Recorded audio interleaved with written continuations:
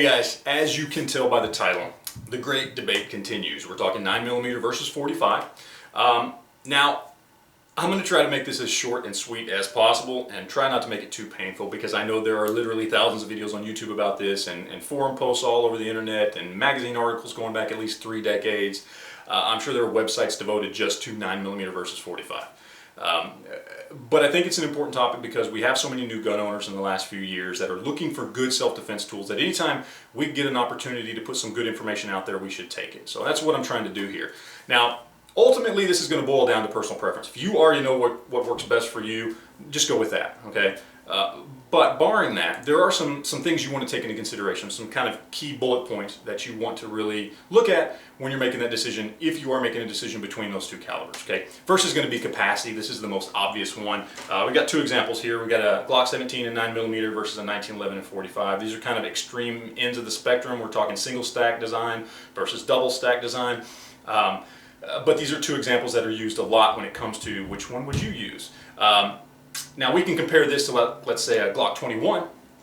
We're going to lose 4 rounds of capacity with a Glock 21 over a Glock 17. So when it comes to just looking at the numbers, 9mm is always going to be beneficial when it comes to capacity. Now why is that important? Well, it's important because you are preparing for something that you don't know. Okay? You're preparing for the unknown when you carry a gun. And I know a lot of people will say, well, most self-defense shootings are over and done with within 2 to 3 shots, and that is 100% statistically correct. But the logic of carrying a gun in the first place is to prepare yourself for the unknown, to prepare yourself for the worst case scenario. So why not just take that logic to its natural conclusion and say, well, why not go ahead and get something with more capacity? I'm carrying a gun anyway, why not go with the gun that has more rounds in it? I think, to me, it's just common sense. Some people, I understand, they don't want to go that route, but that's just how I feel about capacity. Next up is going to be the wound channel. And what I mean by that is the end result that you're hoping to accomplish is to stop the person trying to do harm to you or your family or whatever it is, right?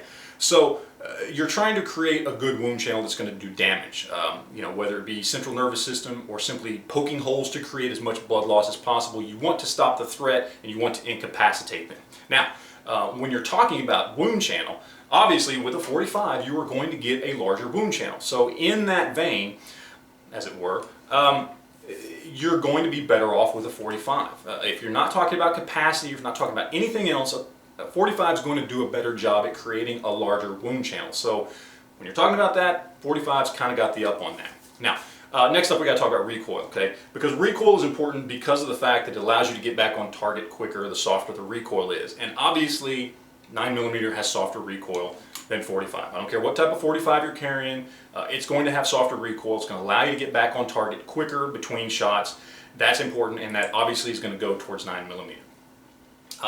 Really, the last thing you want to talk about here is shot placement. Shot placement is the key thing when it comes to you know, what you're trying to accomplish, which is to incapacitate the person, okay? And you're trying to have your shot placement be good because you want to hit the central nervous system somewhere so you can end the threat as quickly as possible with as few rounds shot as possible. Now, you can do that with either one of these, okay? Either one of these, if you do it with a 38, you can do it with 357 and 40, it doesn't matter. Either one of these, if you hit in the right spot, you're going to incapacitate somebody very, very quickly, okay? In light of that, you need to take into consideration how good of a shot are you, okay? Are you a good enough shot that it doesn't matter what caliber you're carrying, and it doesn't matter the recoil, okay? It doesn't matter the capacity, that you are going to be able to hit where you need to hit to incapacitate extremely quickly every single time, even under stressful situations. That's what you need to take into consideration. That comes down to training, right? That's what we're talking about here, okay? If you're somebody who's confident in your ability to put shots where they need to be as quickly as possible to either create incapacitation through hitting the central nervous system or proper blood loss by putting as many holes as possible in somebody in the right spots, 9mm is all you will ever need. If, however, you are not confident in your abilities to do so, then maybe go with a 45 so you can create a larger wound channel to create more bleeding. Okay? So essentially what I'm saying here is if you're a good shot, 9mm is fine. If you're not so good, maybe you go with a 45. Now, I know that's going to piss off a lot of 45 fans. I'm a 45 fan. I love 45s. That's actually my favorite round. But Common sense, okay? Those are the four things you want to look at. You want to look at capacity, you want to look at wound channel, you want to look at recoil management, and you want to look at shot placement, okay? Ultimately, what it's going to boil down to is 9mm, 9 times out of 10, is a better option for defensive situations than 45 is. That's just how it is. This is not just me talking. There are people out there that are much more well respected and much better trained than I am, like Larry Vickers, Chris Costa, and many, many others who all will tell you the exact same thing, okay? 9mm is better than 45 when it comes to defensive situations, especially in light of modern ammunition, okay? So that's really it, guys.